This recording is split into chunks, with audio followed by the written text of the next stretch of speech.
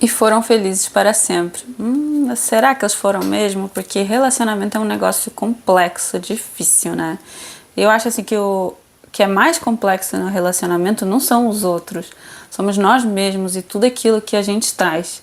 Por isso que quando a gente está passando por momentos que os trânsitos estão nos convidando a olhar para os relacionamentos, as nossas emoções ficam muito à flor da pele, porque existe uma resistência assim a olhar para aquilo que a gente traz e para aquilo que são os nossos padrões, os nossos condicionamentos que acabam afetando esse relacionamento. E a gente acaba por projetar demais no outro, né? Normalmente. Então, quanto mais a gente está presente, consciente desses trânsitos, mais fácil é a gente prestar atenção e não cair nas mesmas furadas de sempre. Nesse momento tem 4 trânsitos aí que estão pegando nessa parte de relacionamentos e que vão nos obrigar a olhar aquilo que a gente está fazendo, aquilo que não está tão bom, aquilo que precisa ser mudado, transformado. E esses 4 trânsitos são, o primeiro é o mais breve de todos, assim, só um dia, mas acaba afetando vários outros dias, porque é o ápice do ciclo lunar, então a lua cheia em Áries e Ashwini, que acontece dia 17 de outubro. O segundo, que já começou, que é de Vênus em Escorpião, que começou dia 13 de outubro e que vai até dia 7 de novembro. O de Sol debilitado, Sol em Libra, né, que começou dia 17 de outubro e que vai até dia 16 de novembro. E o de Marte em Câncer, também debilitado, que começa dia 20 de outubro e vai até janeiro. Então é um trânsito mais longo. Mas no momento em que a gente está assim, à beira dessa lua cheia e depois quando entram esses 3 trânsitos ao mesmo tempo, é o momento que a gente vai ter mais dificuldade ou em que a gente vai estar mais sensível.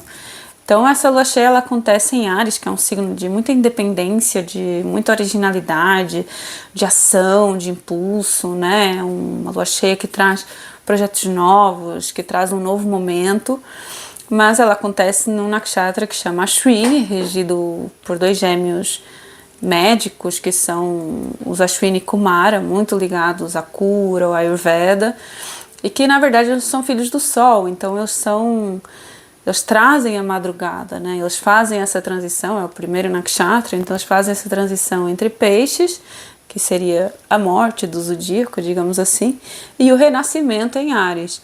Então eles fazem essa transição da noite para o dia, do sutil para o concreto, e essa é uma transição difícil. E não só é difícil, como acontece essa lua cheia, ela acontece justamente num lugar que a gente chama de Gandanta, que significa nó kármico, afogamento, que são os primeiros graus ali de Áries, os primeiros 2 graus, e que traz sempre uma certa dificuldade, justamente por esse momento tão sensível que são as transições. Né? Então a gente pode se sentir um pouco à flor da pele, com a mente muito inquieta, porque sim, tem algo novo chegando, tem algo novo que a gente quer fazer, projetos novos, às vezes relações novas, mas ao mesmo tempo a gente ainda está com um pezinho lá atrás, tem coisas que precisam ficar para trás. Então esse é um momento sempre que a gente tem alguma coisa em Gandanta, no mapa natal também, são pontos de dificuldade, são nós kármicos que a gente precisa desatar. Então essa lua cheia é sobre isso, de desatar esse nó e deixar para trás e conseguir seguir em frente. E ela acontece com o Sol debilitado na casa 7 a partir dela, né, em Libra, ou seja, na casa que representa as relações. Então para todo mundo as relações também vai com esse Sol em Libra tão evidenciadas assim, né, nessa lua cheia. Esse nó kármico tem alguma coisa a ver com esses relacionamentos, ou pelo menos com uma forma como a gente se relaciona, né? Porque o Sol debilitado, quando o Sol está em Libra, ele, que é o rei, que é a nossa autoconfiança, o nosso orgulho, a nossa alma, o nosso ego, ele chega ali em Libra, que é um signo de justiça, né, representado por uma balança, essa coisa da harmonia, e ele começa a ter que, esse rei tem que sair do trono e começar a olhar o outro e pensar, bom, será que eu tô te dando mesmo que eu tô recebendo? Será que essa troca aqui tá igual? Existe uma harmonia nessa relação?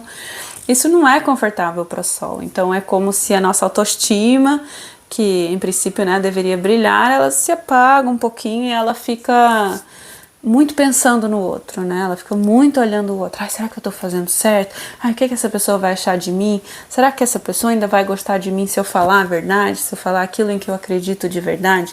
E claro, isso mais em relacionamentos, mas em todo tipo de relação, né? Então, é um momento difícil, assim, né?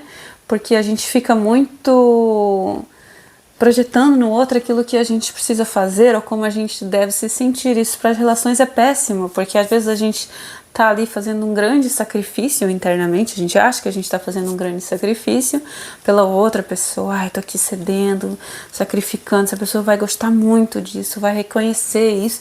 E às vezes outra pessoa nem pediu, então ela nem tá sabendo do seu sacrifício e ela não vai te agradecer, porque ela não faz nem parte da realidade dela. Tudo isso é uma ilusão que você foi criando na sua cabeça.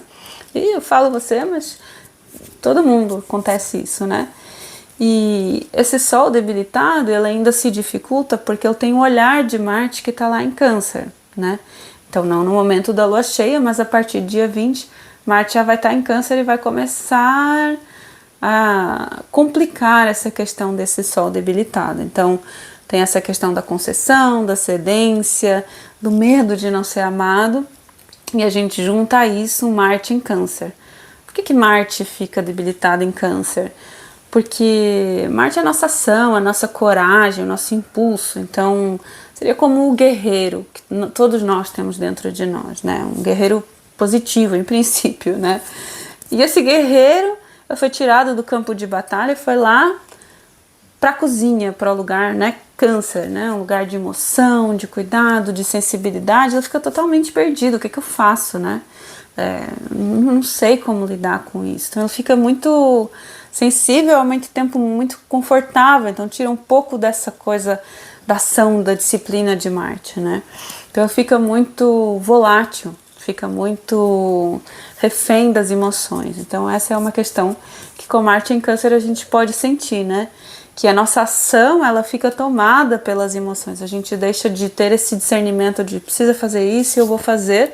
A gente passa a ficar, ai, mas agora eu não tô me sentindo bem. Ai, mas agora não sei se eu posso. Ai, agora não sei se eu quero. Então a gente fica muito assim. Isso para as relações acaba sendo ruim, porque a gente perde um pouco esse discernimento, né? E a gente passa a ter essa flutuação constante, né? E isso acaba dificultando também o trânsito de Vênus em Escorpião, porque Escorpião é um signo de Marte. Então acaba trazendo um pouco dessa qualidade para esse Vênus em Escorpião que já está acontecendo e que vai até 7 de novembro. Então Vênus em Escorpião, né? Escorpião é um signo muito profundo, de emoções densas, de segredos, de oculto. Vênus em Escorpião tem esse mistério, tem intensidade, tem essa coisa apaixonada, assim, né? Mas também tem essa volatilidade de Escorpião. Então, Vênus em Escorpião pode trazer muita transformação, pode trazer esse olhar para essas coisas que estão escondidas no relacionamento, tal, dessa bagagem que a gente traz. Só que para isso precisa colocar assim na mesa, né? E colocar na mesa com essa influência de Sol debilitado e desse Marte debilitado, com essa emotividade toda, não é fácil, né? Porque vai colocar na mesa de uma forma muito, às vezes, na defensiva, né? Tipo, já vou aqui, né? Escorpião, né? Já vou aqui dar uma ferroada antes que alguém me dê. Ou às vezes de uma forma tão assim, tão apaixonada, tão intensa, que fica um pouco demais, né? E esse trânsito de Vênus em Escorpião, ele acontece todo ano, né? Só que esse ano, para além do Sol debilitado, de Câncer e de Marte debilitado, ele ainda tem algumas coisas que dificultam, assim, né? Que intensificam esse trânsito. Então a gente tem um aspecto, ou seja, quando um planeta olha, a gente diz que ele aspecta aquela casa, aquele outro planeta, de Rahu, que é o nó do norte. Então Rahu gosta de quebrar paradigmas, de, né, sair do convencional. Então ele vai fazer com que essa expressão de Vênus em Escorpião, né, que já é um tanto fora do ortodoxo, assim, né, que já tem todo esse mistério, ela aconteça de uma forma bem quebrando todos os paradigmas, quebrando todos os padrões. Só que Rahu nunca faz isso de uma forma pacífica, digamos assim, né? Ele sempre vem com tudo, né? Então é uma discussão que sai para que as coisas, né, cheguem na mesa, é um sentimento que a gente não entende muito bem o que é, mas que a gente precisa ficar escavando, né? Escorpião é tudo que está abaixo da terra, né? Tudo que está abaixo do que é visível, a gente precisa estar escavando para chegar nesse sentimento e na raiz desse sentimento, mas isso acontece sempre dessa forma muito alarajo, né? Que é de uma forma muito explosiva, assim, né? E muito fora do convencional, né? Quebrando com tudo, né? Quebrando todas as paredes, todas as barreiras. E por outro lado, um olhar de Saturno, que é justamente o contrário, né? É um olhar para trás, é um olhar para aquilo que precisa ser feito, é um olhar para o karma, para a responsabilidade. Então, muita coisa do passado pode chegar, né? E é bom a gente estar atento para a gente perceber que, ok, isso aqui é do passado, por que está chegando agora e em que isso está refletindo na minha vida hoje e onde que eu preciso ter essa austeridade de Saturno, essa disciplina de Saturno para eu conseguir mudar isso, né? E para não cair naquele lugar lá de Marte debilitado, Sol debilitado, um pouco mais lamecha, sensível, emotivo, né? Que é válido, mas que assim, precisa sempre ser olhado com uma certa distância, né? Nossas emoções nesse momento, elas precisam disso, a gente precisa olhar elas com uma certa distância para a gente perceber o que é que de fato é real e o que é que não é. É um momento que a gente facilmente se confunde, né? E é aí que a gente projeta no outro e em que a gente culpa o outro ou coloca o outro como motivo daquilo, quando na verdade é muito mais profundo do que isso. Então, esse é o momento, esse é o convite para olhar esses relacionamentos. São trânsitos complexos, são trânsitos que trazem muita sensibilidade, mas se você conseguir encontrar uma comunicação sincera, espaço, né, para essa comunicação sincera com o outro e com você mesmo, sobre aquilo que você realmente sente, se você conseguir fazer esse movimento de entrar dentro de si, entender o que está causando aquilo, é um momento de muita transformação.